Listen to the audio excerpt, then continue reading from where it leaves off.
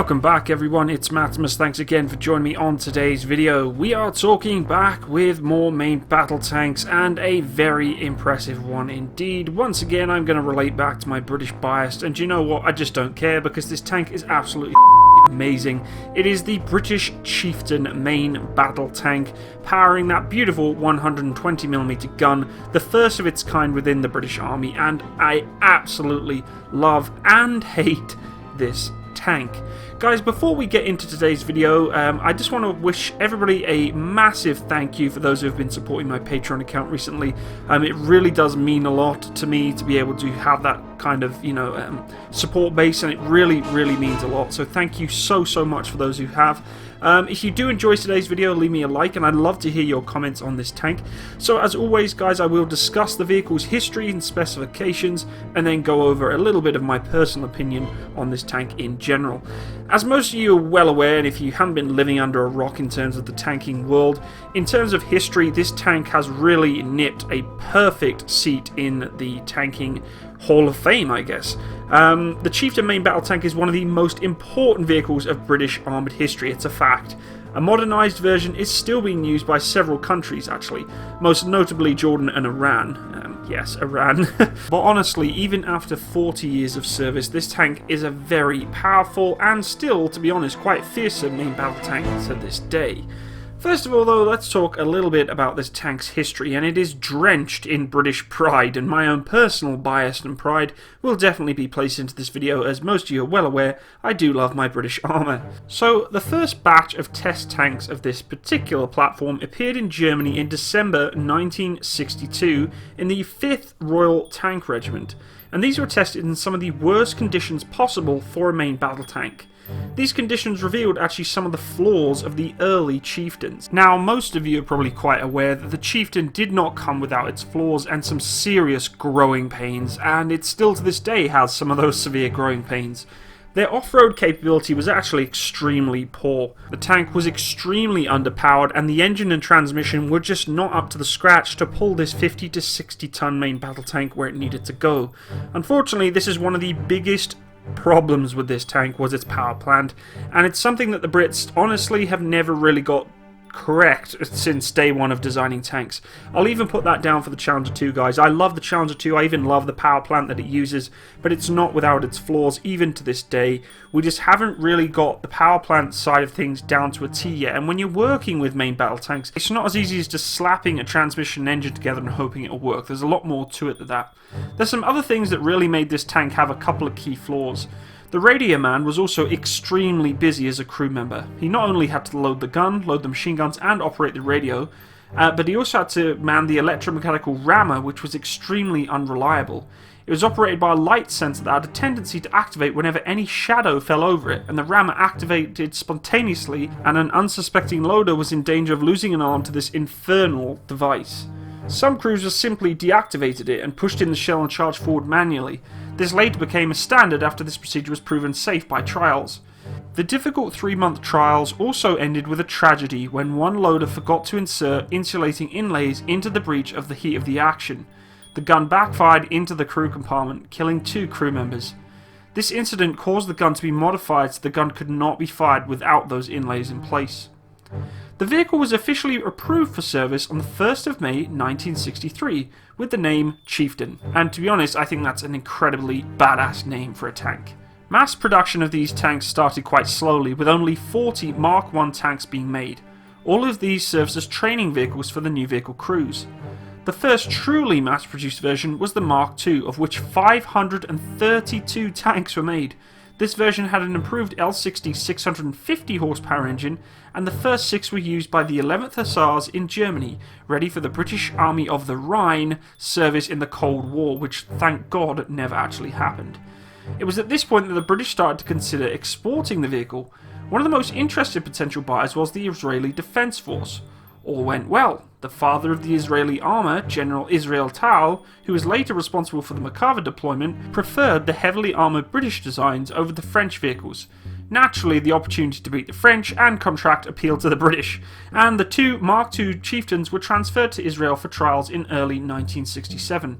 Unfortunately, at this point, the Six-Day War started. The British, fearful of losing contracts in Arab countries, sent frenzied messages to Israel to move chieftains from the border with Egypt. The now legendary laconic response from Israel was, "Don't worry, we've moved the border." Trials continued for a while after that, and both Israel and British learned many interesting things from this particular instance. Israel officially asked the British for the purchase and license production rights for the Chieftain on the 17th of the 10th, 1968. Unfortunately, at this point, the British government was generally full of anti-Israel sentiments and officially denied the request, which is quite unfair, really.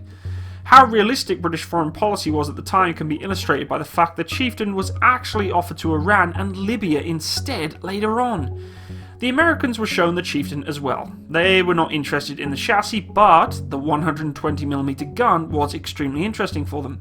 Despite some favourable test firing results, they later opted for the Rheinmetall smoothbore instead. Bastards. Just kidding. We already know now that the rifled gun is clearly not really following up to the standard with ammunition types coming out nowadays, but still a fantastic gun being used on the Challenger 2 as we speak. The Mark III version, with an improved L60 engine variant and new commander's cupola, was produced from 1969 with 199 older Mark II tanks rebuilt to Mark III standards as well. There are several variants of the Mark III, including an export one for Iran, but the main one was the Mark V. The Mark V Chieftain was powered by an improved 750 horsepower L60 variant. With its 54.8 tons, it had a power to weight ratio of 13.8 horsepower per ton, which is pretty impressive for a main battle tank. It was also armed with the new 120mm L11A5 gun version. The first Mark Vs were produced in 1972, and there was a whole series of sub-variants such as the Mark V-3 and with the new improved fire control systems placed in that tank. From the Mark V variant onwards, the gun could fire new extremely powerful armoured piercing, fin stabilised discarding sabot shots as well, which was an extremely technologically advanced round for its day. We already know what the fin rounds are, guys. It's basically a gigantic dart that punches through armour and annihilates anything inside. For the technology of its day, this was a new feat for tanking warfare.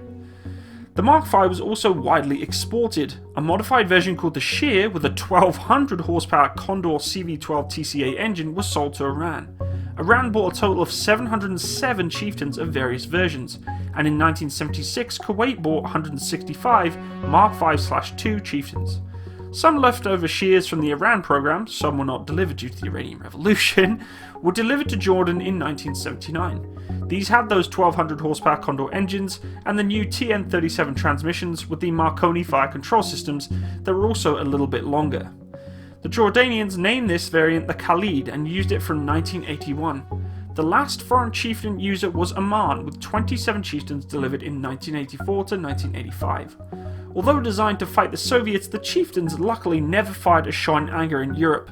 So in terms of the tank's overall specifications and I guess properties, basically the Chieftain was of conventional design with a 4-man crew, a 360-degree turret, and the standard setup for crew positions with the driver in the front centered center in the middle of the tank, along with the commander and gunner situated behind one another in the right hand side of the turret and the loader on the left. Really guys, the vehicle was extremely unique for its day in terms of the positioning of armour and the way it was sloped and such. The cast turret itself was well formed and heavily sloped with a low profile. In later variants of the tank, it was given nuclear, biological and chemical protection systems and installed for the entire crew. It was a unit attached externally to the rear of the turret, and the commander, gunner and driver were all given night vision devices for improved low light level performance. Despite its excellent qualities elsewhere though, the true heart and soul of this tank was undoubtedly its rifled 120mm L11 series main gun.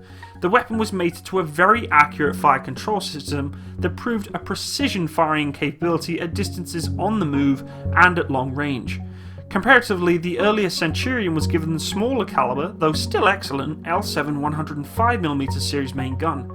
The weapon would soon run its course on the modern battlefield, as Western tanks were now pitted against even more powerful Soviet types.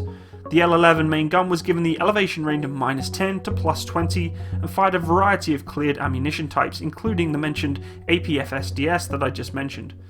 The Chieftain crew could therefore engage both hard and soft targets as required, with the high explosive squash head rounds as well. The The fire control system was fully digital and the main gun fully stabilised, which is very unique for tanks of this day. In addition to the main gun, there was a 7.62mm L7, essentially a British copy of the Belgian FN Mag, coaxial machine gun fitted in the turret for intending to keep the enemy infantry at bay. A second 7.62mm machine gun was fitted on the commander's cupola for defence against both infantry and low-flying aircraft threats. Of course, no British tank would be complete without the smoke discharges to allow them to pull out if they are under engagement. There was also a 12.7mm ranging machine gun, and these were given 300 rounds of the 12.7mm ammunition to allow for ranging of the main gun. The original aforementioned 12.7mm heavy machine gun utilised for ranging was eventually replaced by the aptly named Tank Laser Sight or TLS system, which took over the same role, albeit in a more technologically advanced fashion, using a laser to actually range the targets instead of tracer rounds. Leyland were the people who had to develop the L60 multi-fuel compression ignition engine of 750 horsepower at an output of 2100 RPM, and this was the system that powered the definitive Chieftain tanks. Now, as most of you know, and as I've just mentioned, this was a very poorly maintained engine system for this tank. It just wasn't a good setup, it wasn't designed very well, and unfortunately it really is the biggest hitting factor for this tank, a big black mark for this vehicle. Anyone who I ever spoke to in the British Army who worked on these things in terms of mechanical side, they despised the Chieftain power plant, and I'm glad I never actually had to touch them. I would have liked to have tried them just to experience how they were to work on, but to be honest, it was just a nightmare. You know, you had the golden oldies as staffies, and you know, the artificers that would just say, I wanted nothing to do with Chieftain. So it's, you know, it's kind of those like horror stories of working on tanks as a mechanic. This supplied the vehicle with a top speed of 30 miles per hour on ideal road surfaces and less so on uneven off-road minded terrains. Operational range was 250 to 280 miles depending on the terrain and driving habits. There was a fire extinguishing system that was installed at the engine compartment for obvious reasons, and one of those reasons is the engine can actually catch fire quite easily. In profile, the power plant forced a raised engine compartment but in no way impeded performance due to the relatively low overall profile of the tank itself, including of the turret. The vehicle could ford up to 1.066 meters high in water sources, given by an aided integrated splash board identified around the head of the driver's area. One of the biggest limitations of the Chieftain though was that power pack, and in her selection of a multi-fueled engine design which was said to never have actually reached its fully intended output level as expected. Now, there were many different variants of this tank. The Mark 6, 7, 8, 9, 10, 11, 12, 13 variants were all proposed Chieftain upgrades that would have featured additional improvements throughout. However, by the Mark 13 point, the Challenger 1 and Challenger 2 series of main battle tanks were coming into service. The Chieftain 900 was a development Chieftain derivative protected by Chobham armour, a special breed of composite armour born out of British research at the Chobham Common in Surrey. 900 Chieftain main battle tanks were ultimately manufactured for the British Army. Its acceptance and use by one of the major military powers in the day inevitably drew a lot of interest from allies seeking more modern main battle tank solutions. Like other combat tank systems before it, the Chieftain chassis and hull were adapted and for a broader range of battlefield applications, including a bulldozer variant, mine-clearing vehicle, and an armour recovery vehicle. In fact, the Chieftain bridge layer was still being utilised whilst I was serving in my British Army career. The Chieftain chassis was also the basis of the Chieftain Marksman self-propelled air defence vehicle mounting the Marksman series turret with two 35mm cannons. The Chieftain Sabre was similar in scope, fitted with a turret with two 30mm cannons and intended for mobile air defence. Thankfully, the Chieftain was never really used in combat for the British Armed Forces, but by 1996 the Chieftain main battle tank was moved out of frontline service with the British Army infantry and replaced by the more modern and superior Challenger 1 and Challenger 2 series tanks. The tank in total could carry up to 64 120mm projectiles along with 6,000 7.62mm machine gun ammo, so if it did come down to the Cold War, at least you'd have enough rounds to punch downrange to stop that Russian onslaught. Honestly guys, this tank is a behemoth for its day. With that 120mm gun, it's amazing to see a British tank in that day coming up as one of the biggest key contenders for armoured superiority in its day. Sadly, its power plant really let it down, and It kind of makes me cringe a little bit being a tank mechanic that we really dropped the ball there, considering we've got such an incredible chassis, an incredible, you know, piece of firepower to place on it, and we let it down on the mobility side. We really, really did, and it's a sad thing, but unfortunately when we came into tank design back in those days, we focused on armour and we focused on firepower. Mobility was really not something we focused on so much. The Germans did very well with the Leopard tank. They focused a lot more on mobility. As you can see, the Leopard, being the name of it alone, determines it to be an extremely powerful and reliable vehicle on the battlefield. Unfortunately, the Chieftain just did not tick that box, but the 120mm cannon, that rifled, beautiful gun stuck on there, clearly had some serious punching power, ready to knock out any tanks it could have faced in its career.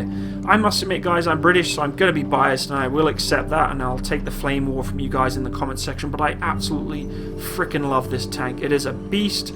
It is British. It is, you know, designed well, apart from the power pack, and just is a legacy tank that's served very, very well. I mean, look how many Mark variants this thing has. 13 different variants of this tank with upgrades, and other countries have wanted it too. So guys, I'm going to finish off this video with a quick tour from some old British Army footage I found of an armoured crewman who's going to give us a good tour of the tank. Let's have a look. Right behind me is the actual beast itself. 56 tons of metal and computerised fighting systems, which is within the turret there. Right, what you want to do now is just walk forward and I'll show you where the driver and all the other crew goes and sits. Just in here then, we have the driver's cab, which is commonly known as the fridge. Because all this metal down here collects all the cold air, and inside there it absolutely freezes. So the poor little driver has got to be very, very well lagged. Alright? So that's inside there. We'll have a look in there later on. As you can appreciate, you cannot see inside there because there's no light. What we're going to do now is climb up on top of the turret, and I'll show you inside where all the crew goes. Come on. Right then, I've already said that there are 4 crew members. Well, if I didn't, I have now. And I'm now going to show you exactly where they go. We are now stood on top of the turret. This is what's termed as a fighting compartment. Now inside here, if you get right down inside, which we'll have a look in just a moment, the gunner sits. And he sits approximately directly under my pen. Okay, so that's the second crew member. That's 2 you see now, the driver and the gunner. And we'll go more in depth as we get inside. The commander, who is in charge of the vehicle, its direction, its speed and the map reading and the positioning of the tank in battle positions, is situated approximately here. Now then, what we would have is sights fitted inside the turret, or the cupola as this is termed. The larger component is a turret, right, but this is a cupola. Now we would have sights in there, but this is actually going back to base workshops, so we can get challenging. Right, the most important person on this tank, apart from the commander, is the guy that feeds us. And he also operates the radio, and he also loads the gun. He also takes messages, so this is a very, very demanding job. And the operator is situated inside there, and that's his little den in there. When we get down inside, you will see just how complicated it is to move around there. So if you are overweight or not very agile, you will end up with cuts and bruises all over you. As you see when you get inside, it is a small profile tank, so there's not much room. This is a good tactical move. However, the Challenger, the next tank we get in, has got more room inside. And we'll cut now and we'll go inside of the tank. Here we are now sat inside of the tank. A lot of people think it does get claustrophobic, but over a number of years you do get used to this. Especially when you're travelling cross country, you don't think of the claustrophobic feeling inside. You're more interested in where you're going and what you're doing and whereabouts the enemy is. Right, so going to the seating positions now. I mentioned the gunner earlier on, the second crew member, and he sits down in that area there, and he looks through this laser sight here. That is actually a weapon. Just cut words. Take 2. The gunner about the laser sight. Right, yes, as I was mentioning, that there is the laser sight for the gunner to aim onto the enemy tanks, and it fires a laser beam. When the laser beam comes back, it gives us the lased range, which is approximate to within 1 inch. Alright, so that is his laser sight, and it is worked by a key down there. So in this mode now, it is quite safe. So that's the gunner. As you can see, very intricate position down there. Me being the commander, I govern everybody.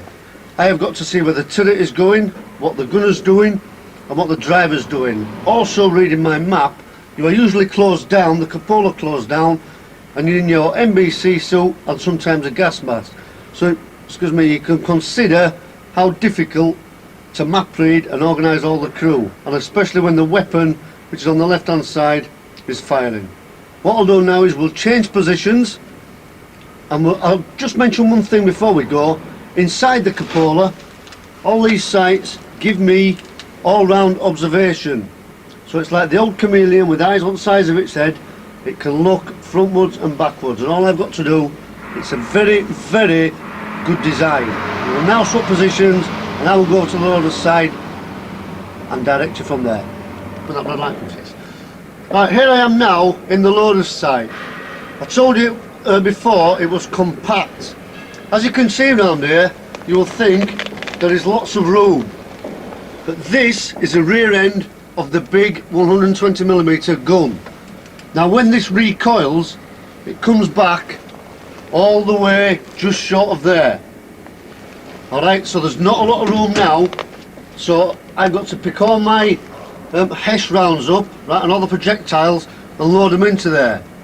However, when that recoils, I am quite safe, because there is a safety shield there to save me from going in behind there. Right, so it is quite safe. Just like that.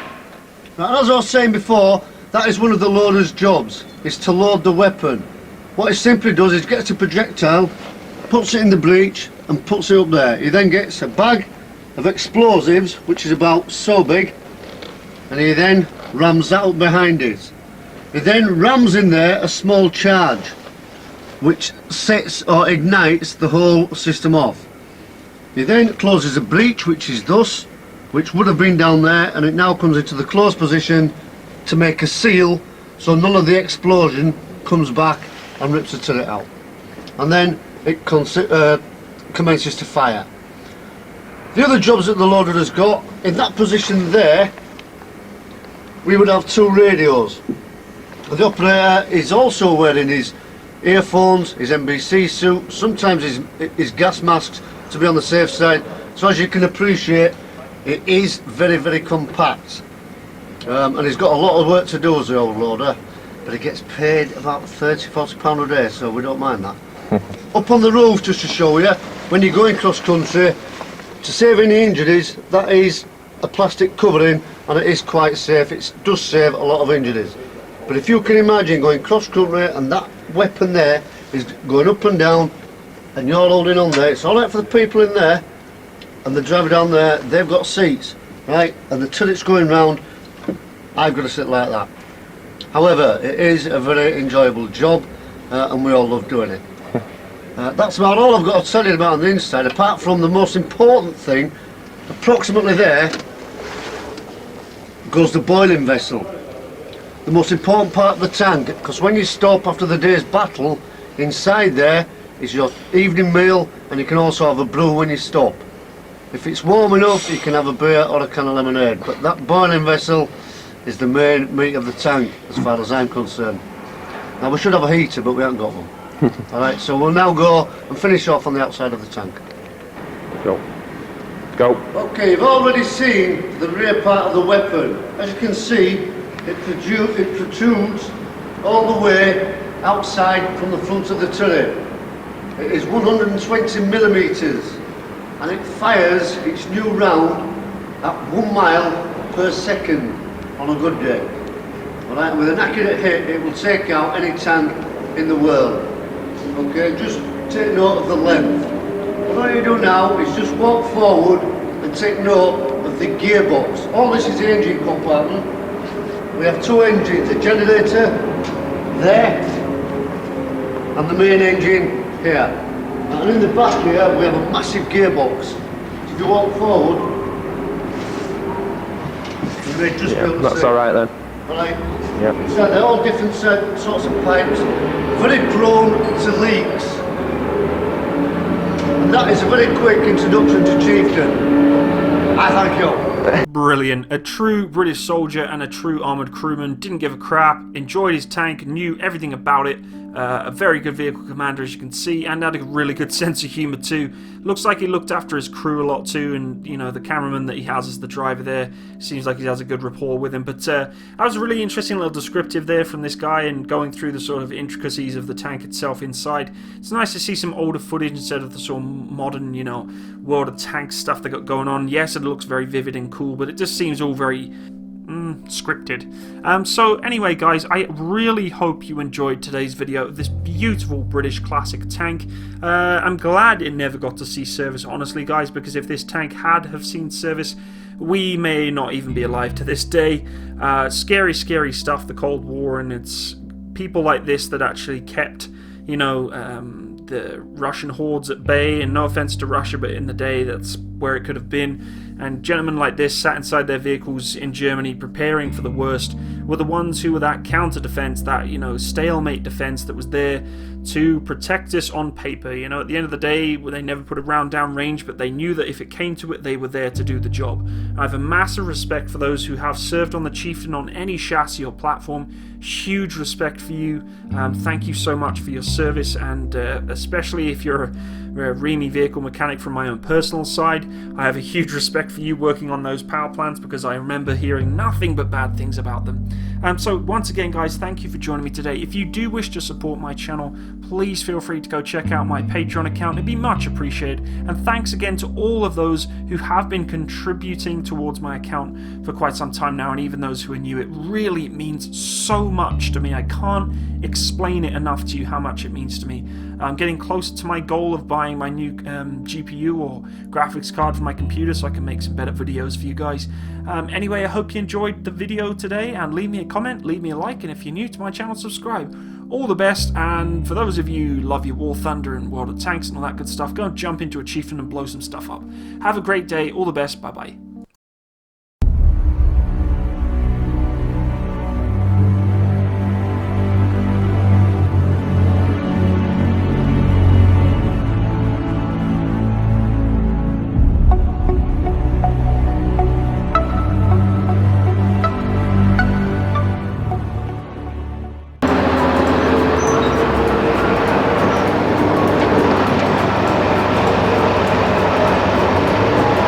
Tons of the beast. There's not many of these little tinkers left, Jojo, you know. I know what you're saying there. Yes, quite right. Would you like to just... We'd like to see the end of them, don't we, you know? Gotta wave it off in good style. Of course, of course. In fact, I think what we really need is some bottles of beer, and let's get pissed and just smash a few on it and say for all those that sailing and all that sort of shite. Quite agreed, quite agreed.